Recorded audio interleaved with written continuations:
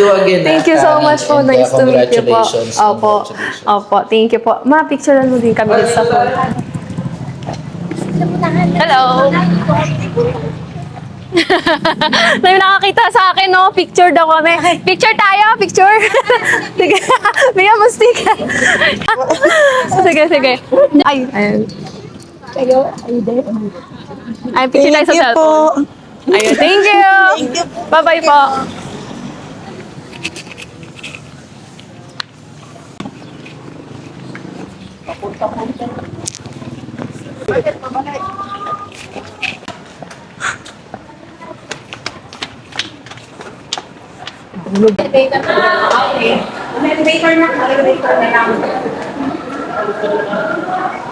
Office po. Sige po.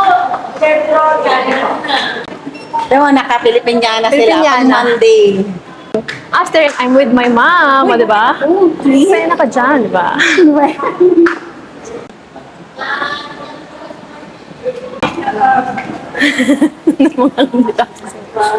Hi, ma'am. Hello!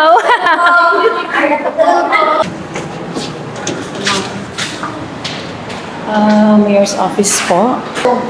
Okay lang ba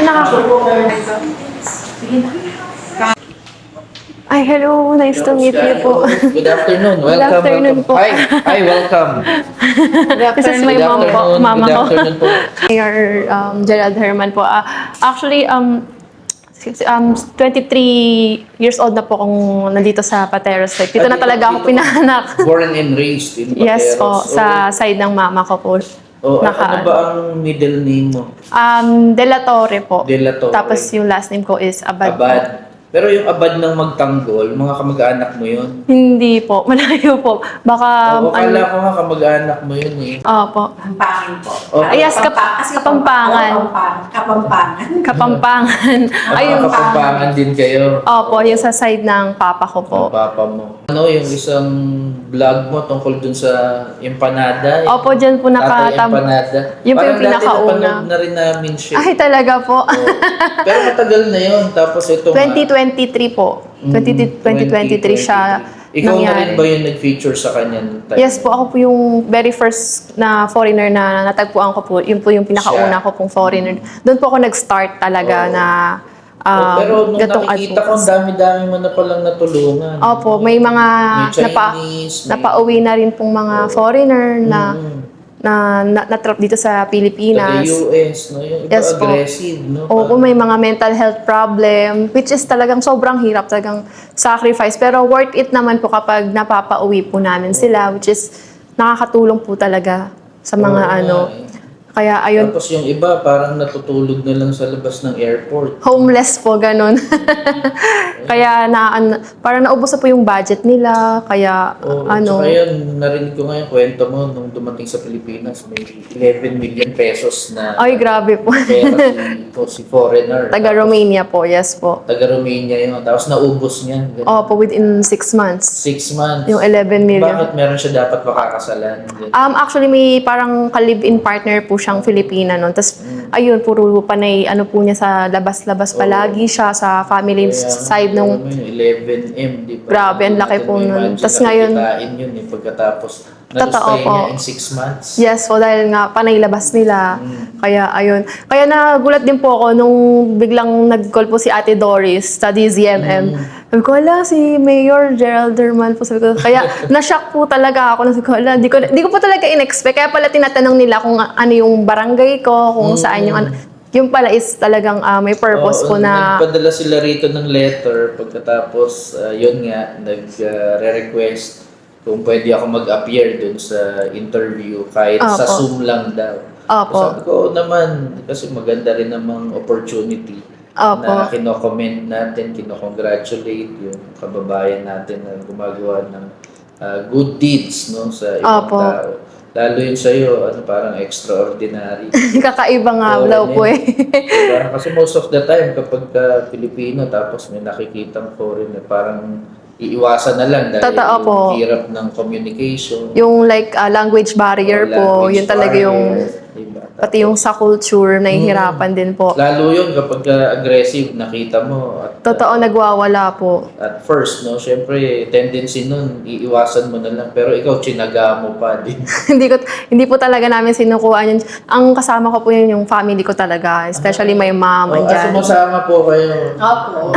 Siya talaga yung for the support din na pag hindi ko alam yung gagawin ko, like kailangan ko ng advice po, ganyan. So, si mama po tsaka yung family ko yung nag-advise sa akin na kung ano yung dapat tamang gawin. Ayun po. Ganyan pala para tong family affair, no, yung pagtulong. Yes, Sama-sama kayo. Opo. Kaya sobrang thankful din po ako sa DZMM and sa yung segment nilang Mutya ng Masa na na-share ko din yung story ko na ma-inspire yung mga tao at gayahin pa ng ibang mga kababayan natin na gumawa ng mga ganong pagtulong kahit hindi mapaibang lahi man o kapwa nating kababayan po na handang tumulong sa mga nangangailangan po. Sana nga dumami pa yung mga katulad mo, no? Pero tingin Yes, ko talagang iba-iba yung advocacy mo. No? Thank you po. Yung iba kung tutulong man baka sa kapwa Pilipino. Opo, iba-iba silang mga advocacy. And I'm deeply honored, grateful po na naimbitahan niyo po ako dito sa office niyo, Mayor. I'm so happy and grateful kasi... Natutuwa nga ako, di ba parang Saturday ba yung interview? Tapos Yes po, ngayon, Monday, Saturday. nandito ka. Opo, ang bilis. Nagulat ako, nag-message po yung taga-DCMM na Monday, 3 p.m. Sabi ko, ay, kailangan ko talagang pumunta. Tapos naalala ko na every Monday, naka-Filipiniana po pala dito. Kaya naka-Filipiniana po ako. O, diba? O, diba? Monday. Every Monday, ang mga... Suotin mo. Opo. Doon sa tinutulungan mo, ganun. Pero syempre gusto ko rin naman tumulong doon sa advocacy mo. Salamat po, Mayor. Talagang para mapalawak pa po yung gatong advocacy na mas mapalawig pa. Na kumbaga, yung sabi nga nila is ang dami nag-comment ng talagang pride daw ng Patero. Parang sobrang proud sila. At saka next year, meron ulit kaming parang gabi ng pagkilala at parangal sa mga kababaihan. Sana isa ka na sa mga paparangalan sa Manifest. Oo, kasi every March ito Opo. yung Women's Month. Yes po, yung Women's So dahil Month. natapos na yun, so sa March 2027, Next year, 2027. pwede ka ron. Malapit na naman. Oo. So, I hope na isa ka sa mga kababaihan na bibigyan Manifest, ng opo. pagkilala. Women's Month po. Yes po. Maraming salamat po, Mayor. Yes, Gerald. tsaka ito, idagdag mo rin sa mga tulong. Salamat po, malaking tulong po ginagawa ito. mo. And pagbubutihan at palalawigin ko po ang pagtulong sa mga foreigner at sa maging kapwa, kababayan din po natin. Opo. Ayun. So, ayun, may message ka pa, Ma? May message talaga ako, Mayor. Ay, opo. Magtatanong lang po, Mayor, na total lang umpisahan mo yung isang vlog mo na yung sa mga dogs and cats. Meron po ba tayong ang tawag siguro yung mga nai-impound po ba? Yes, may Gusto ko rin sanang- dog pound. Yan, dog. Gusto ko rin Dog mag-abot pound ng tayo. tulong sa kanila, like mga dog food, magbigay ako sa kanila. Yes, so, malaking bagay. parang Kasi outreach sa totoo program lang, po. Yung mga pinapakain doon, kinukuha doon sa mga restaurants, Yes po. karinderya, na Opo. may mga tirang Pwede pagkain po ba sa gabi. namin bisitahin po? Pwede naman po, pwede ko kayo ipag-guide sa Menro kasi sila po yung Sa Menro po. nagmamanage po ng dog pound na yun. Sige po, thank you. Ako kaya mag-picture po tayo Oo naman, ngayon. oo.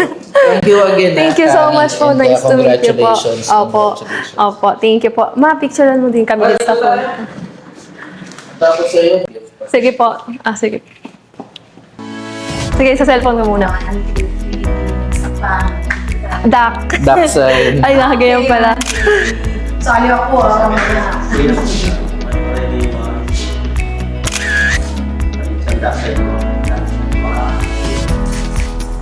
So, thank you so much, Mayor of Pateros, Mayor Gerald Herman. And I'm so grateful to be invited here on his office. And special thanks as well to DZMM and to the segment of Mutya ng Masa. Thank you so much po. And I will continue helping my advocacy and helping some foreigners in need. So thank you so much and keep supporting. Bye.